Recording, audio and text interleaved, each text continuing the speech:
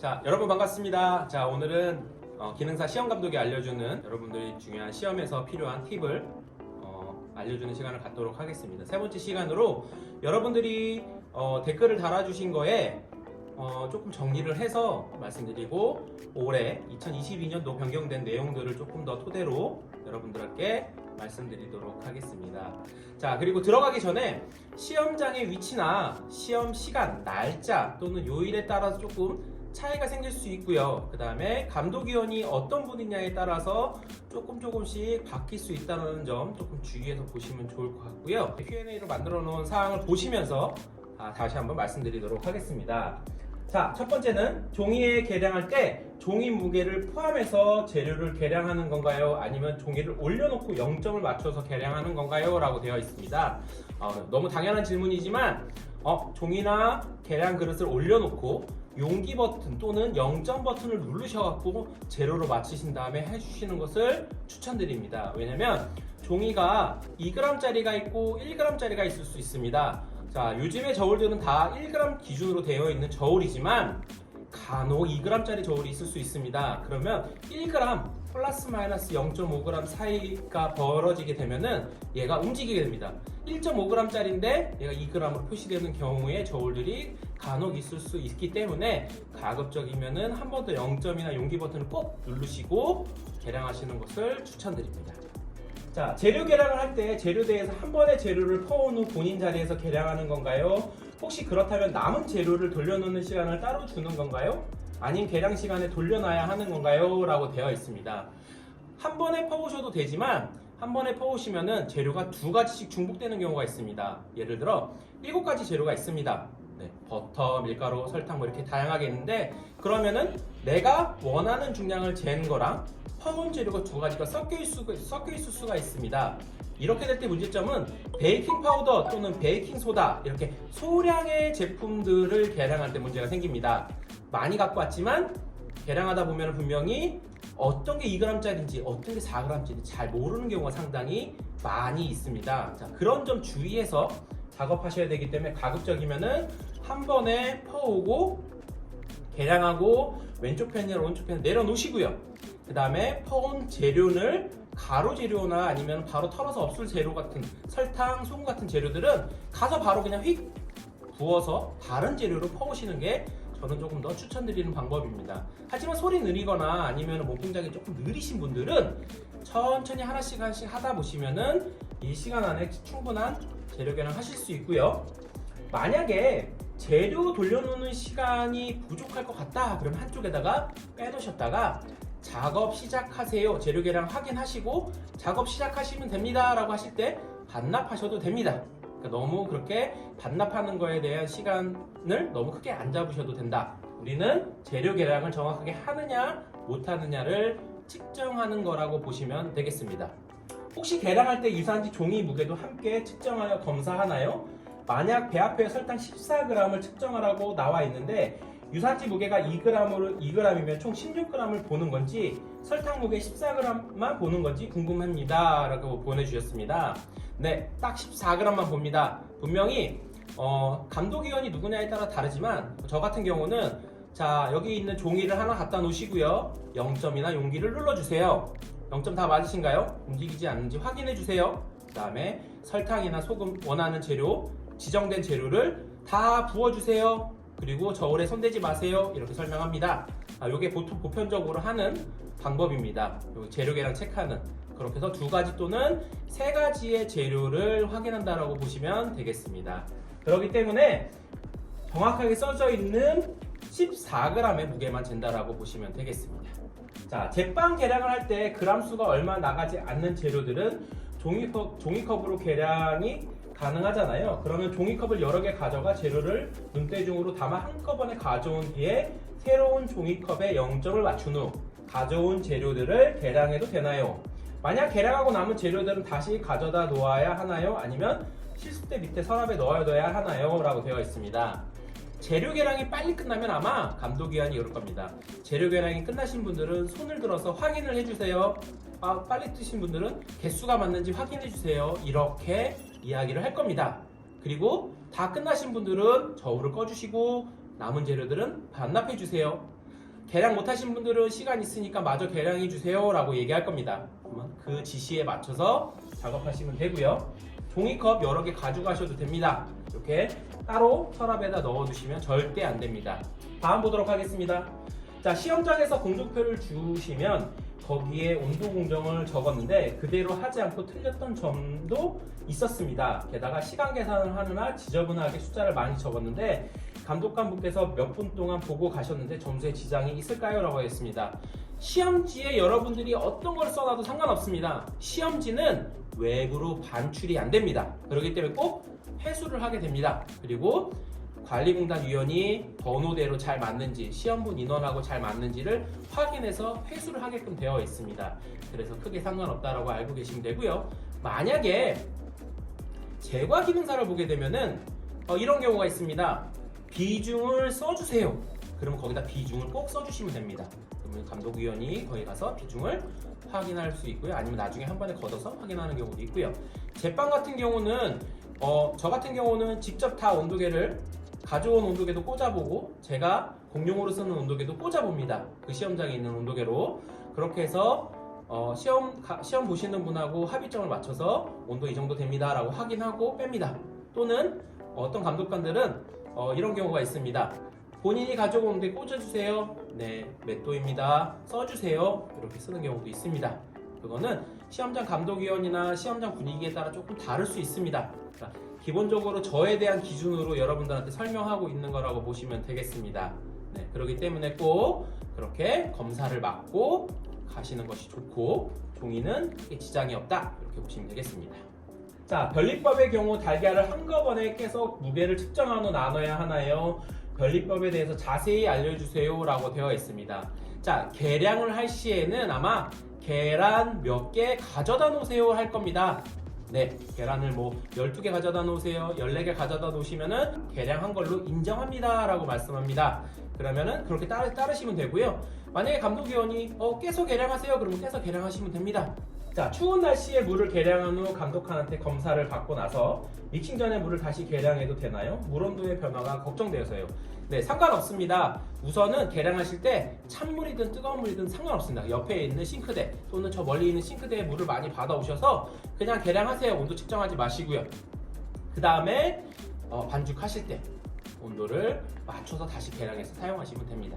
자, 올해부터 시험 복장 규정이 더 깐깐해졌다고 들었는데 작년 말에 검정색 똑딱이 단추가 있는 조리복을 구매했습니다. 혹시 이게 감점 요인이 될까요? 똑딱이 단추를 흰색 테이프로 붙이거나 원형 테두리만 금속으로 된 단추를 교체하는 괜찮을까요? 자, 올해부터 2022년도부터 이 복장 규정을 조금 더 명확하게 하고 있습니다.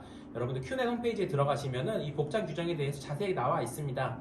이런 똑딱이 크게 상관없습니다. 상호 없어야 됩니다. 태극기 없어야 됩니다. 마크 없어야 됩니다. 청색 테이프 다 준비되어 있습니다. 가서 붙이시면 됩니다. 계절에 따라 물 온도를 어떻게 해야 할지 알려주세요 라고 그랬는데 요거는 시험장의 온도도 상당히 중요하고요. 믹서볼 또는 휘퍼의 온도도 상당히 중요합니다. 자, 저는 가급적이면 여름에는 빵을 할 때는 가장 찬물을 쓰라고 합니다. 왜냐면 저희가 3단을 많이 씁니다. 3단을 많이 써서 그 속도가 빠른 회전 믹싱의 믹싱기를 쓰면 3단으로 돌리면은 마찰열이, 회전 속도가 빨라서 마찰열이 빨리 증가되기 때문에 반죽 온도가 쉽게 상승이 됩니다.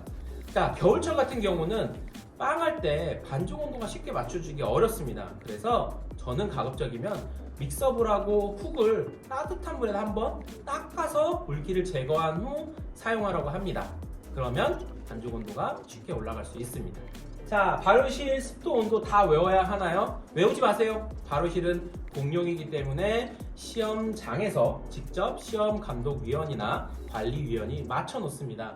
자, 제빵 시험 도중에 빵을 구울 때 어느 시점에 오븐팬을 돌리고 온도를 얼마큼 낮춰야 할까요? 빵 구울 때 가급적이면은 60%에서 70%, 예를 들어 단팥빵 12분 정도 굽는다 그러면 한 6분에서 7분 정도 됐을 때 7분 정도 됐을 때 앞뒤로 자리를 바꿔주는 것을 추천드립니다. 만약에 내가 난 너무 긴장이 돼서 시험 때문에 긴장이 돼서 잘 모르겠다 그러면 가급적이면 다 시간에 거의 다 될 때까지 굽고 난 다음에 자리만 한번 싹 바꿔주세요. 자, 변리법 시험을 볼 때 달걀을 중량에 맞춰서 쓰고 남으면 반납이잖아요. 같은 볼에 계란을 다 깨서 중량을 맞추고 노른자를 손으로 빼서 쓰는 건가요? 노른자가 터질까봐 겁나는데 혹시 다른 방법이 없을까요? 예를 들어 달걀이 500g이면 노른자 250, 흰자 250을 각각 볼에 반반 나눠도 될까요? 라고 되어 있습니다. 중량이 있으면 중량 맞춰서 쓰시고요. 남은 거는 반납하시면 됩니다. 자, 노른자를 손으로 빼서 쓰는 건가요? 손으로 빼서 써도 되지만 가급적이면 껍질을 이용해서 하는 것을 좀 추천드립니다. 그리고 계란이 500g인데 노른자 250, 흰자 250을 각각 볼에 반으로 나누어도 될까요? 계란은 노른자, 흰자 비율이 다르기 때문에 250g씩 나오지 않습니다. 하지만 반반 나누어서 사용하는 배합이 있으면 그렇게 사용하셔도 됩니다. 자, 무선 입힌기를 시험장에 가져가서 사용해도 될까요? 절대 안 됩니다. 외부 기계는 절대 사용할 수 없습니다. 그렇기 때문에 무선 입힌기는 집에서만 하시고요. 시험은 가급적이면은 손으로 하는 거랑 기계로 하는 게 명확하게 구분이 되어 있습니다. 그거에 맞춰서 작업하시는 걸 추천드립니다. 자, 버터를 용해하는 품목의 경우 버터 스펀지 케이크, 학원에서는 버터를 오븐에 예열할 때 그 안에 넣어두고 용해되면 꺼내라고 배웠는데 영상을 찾아보면 모두 중탕을 하더라고요. 오븐에 넣어서 하면 감점일까요? 감점 아닙니다. 걱정하지 않으셔도 됩니다. 자, 시험 때 전 품목의 제거 온도를 다 체크하나요? 체크한다면 언제 체크하는 거예요? 반죽이 다 되시면은 반죽 온도 체크해야 되니까 말씀해 주세요 라고 합니다. 그 사이에 사람들이 반죽 온도 체크도 한번 해보시고 막 이런 경우가 상당히 많은데 그리고 난 다음에 공용 온도계를 갖고 와서 시험장에 있는 공용 온도계를 갖고 와서 꽂고 개인이 가지고 온 온도계 있으면 꽂아보세요 라고 얘기합니다. 그래서 온도가 상이한지 안 상이한지 확인시켜 드리고 상이하지 않으면 온도 체크한 거를 빼겠습니다. 그리고 한 군데만 꽂는 게 아니라 한 두세 군데를 꽂아 갖고 그거에 대한 편차를 조금 확인한 다음에 체크를 하고 있습니다. 저는 그렇기 때문에 본인이 반죽이 다 되면 체크하라고 합니다. 자, 빵 나온 거 무게도 보나요? 네, 저는 봅니다. 네, 저는 보고 있습니다. 그래서 잘라보고 무게 측정합니다. 왜냐면 발효 손실이라는 거, 굽기 손실, 발효 손실이라는 게 있습니다. 제빵 기승사를 해보면은 11% 정도의 수분 발효 손실하고 오븐 손실이 빠집니다. 정확하게 만들었을 때. 그래서 전체 중량에서 12%나 11%를 뺀 무게를 측정해서 평균치를 냅니다. 자, 제빵 실기 시험에서 공정 A, 공정 B 제품 평가 기준으로 나누는데 제품 평가 제외한 공정 A와 공정 B에서 주로 보시는 관점이 궁금합니다. 어떤 점이 개선되어야 하는지 감이 잡히지 않으세요. 자, 공정 A는 재료 계량, 그 다음에 분할까지. B는 분할 이후부터 굽기, 위생, 개인위생, 그 다음에 정리정돈 이렇게 나눠져 있습니다. 그리고 제품 평가에는 총 4가지 항목이 나와 있습니다. 완제품, 외상, 내상, 향, 맛 이런 식으로 나눠져 있는데 저는 공정을 그대로 유지하는 것을 조금 추천드립니다. 예를 들어 우리가 이제 더운 여름날 제품을 하다 보면은 반죽 온도가 상승이 되잖아요. 근데 27도로 맞추세요 했는데 30도, 32도 이렇게 올라왔어요. 이런 제품들이 있어요. 그러면 우리가 30도 맞추는 제품이 뭐가 있을까요? 비상법을 할 때 보통 30도 맞추잖아요. 그럴 때에는 1차 발효 시간을 저는 줄이는 것을 조금 추천드립니다. 32도, 30도 맞춰놓고 거의 50분, 1시간씩 가져간다는 것은 빵 자체를 아예 이해를 못하고 있다고 저는 생각을 하고 가급적이면은 그런 데서 시간을 조금 더 조절할 수 있게끔 하고 있습니다. 그래서 그렇게 하고 중간 발효를 좀 늘리고 이런 식으로. 비상식빵을 하면은 1차 발효는 짧고 중간 발효는 조금 평소보다 길게 가고 그 다음에 2차 발효 좀 짧고 이렇게 가잖아요.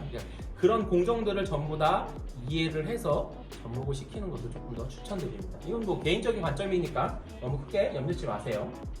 자, 만약에 제과 시험을 볼 때 주변 정리는 잘하고 잘 만들어서 시간 내에 제출했는데 설거지는 시간 내에 못한다면 이것도 점수에 영향을 가나요? 시험지에 보면은 정리정돈까지 포함된 시간입니다. 그렇기 때문에 설거지를 따로 빼놨다가 제품 제출하고 설거지하는 게 아니라 중간에 시간이 나면은 설거지를 해서 정리를 해두셔야 됩니다. 수험표 출력이라고 있던데 출력해 가야 하나요? 출력해 가는 것을 조금 추천드립니다. 아니면은 수험표를 찍어서 가는 것도 추천드리고요. 여러분들을 증명할 수 있는 거가 좀 필요하기 때문에 왜냐면 비번호를 나눠드릴 때 수험표나 이런 걸 안 가져오시는 분들은 맨 뒤로 밀리는 경우가 있습니다. 그러면 분명히 번호로 따졌을 때 5분이 맨 밑이나 5분이 맨 윗 칸을 선택하는 경우 많이 있습니다. 그렇게 되면 작업할 때 좀 불편하겠죠. 꼭 출력할 수 있으면 출력해서 가져가는 것들을 추천드립니다. 자, 초코머핀이 나왔을 때 윗면에 초코칩을 토핑하면 간점 요인이 되나요? 그리고 버터를 믹싱기로 안 하고 손믹싱 한다면 가산점이 있나요? 자, 요구사항에 보면 초코칩은 반죽에 섞어서 팬닝하시라고 되어 있습니다. 그리고 요구사항 뒤편을 보면 요구사항을 준수하지 않았을 시 실격 처리라고 되어 있습니다. 그렇기 때문에 토핑하시면 절대 안 됩니다. 그리고 버터를 믹싱기로 안 하고 손믹싱하면 가산점이 있나요? 시험은 가산점이 있는 게 아닙니다. 그렇기 때문에 믹싱기로 해도 상관은 없습니다. 하지만 간혹 믹서기마다 조금 차이가 날 수 있다는 것만 조금 알고 계시면 좋겠습니다. 요즘은 믹서기로도 많이 시험들을 보고 계십니다. 자, 여기까지 해서 여러분들이 댓글 달아주신 거를 정리해서 한번 설명해 드렸습니다. 자, 올해 2022년도는 이제 위생, 복장 이런 부분에 대해서 조금 많이 강화가 됐습니다. 타이즈, 쫄쫄이, 반바지 이런 것들은 가급적이면은 착용하지 마시고요. 치마도 마찬가지고요. 백색 바지를 입으실 경우 앞치마를 하지 않아도 되는 규정이 있습니다. 그런 부분도 조금 잘 확인하시고 활용하시면 좋겠고요. 여러분들이 많이 못하는 부분이 제빵에서는 믹싱 온도를 맞추다 보니까 믹싱의 타이밍이나 반죽에 제대로 된 것들을 잘 캐치를 못하는 경우가 많이 있습니다. 저는 그런 점 조금 주의해서 봐주시면 좋을 것 같고요. 제과에서는 미리 준비해야 되는 것, 예를 들어 오븐 예열, 팬 준비, 종이 깔기, 채치기 뭐 이런 것들을 미리 못하는 경우가 상당히 많이 있습니다. 가급적이면 그런 거를 꼭 먼저 수행하시고 작업하는 것을 추천드립니다. 자, 그 외에 나머지 사항들은 여러분들 궁금한 사항들 있으면 댓글 달아주시면은 제가 성심성의껏 답글 달도록 하겠습니다. 자, 이렇게 시간 내주셔서 감사하고요. 다음에 또 새로운 영상으로 여러분들 또 찾아뵙도록 하겠습니다. 네, 감사합니다.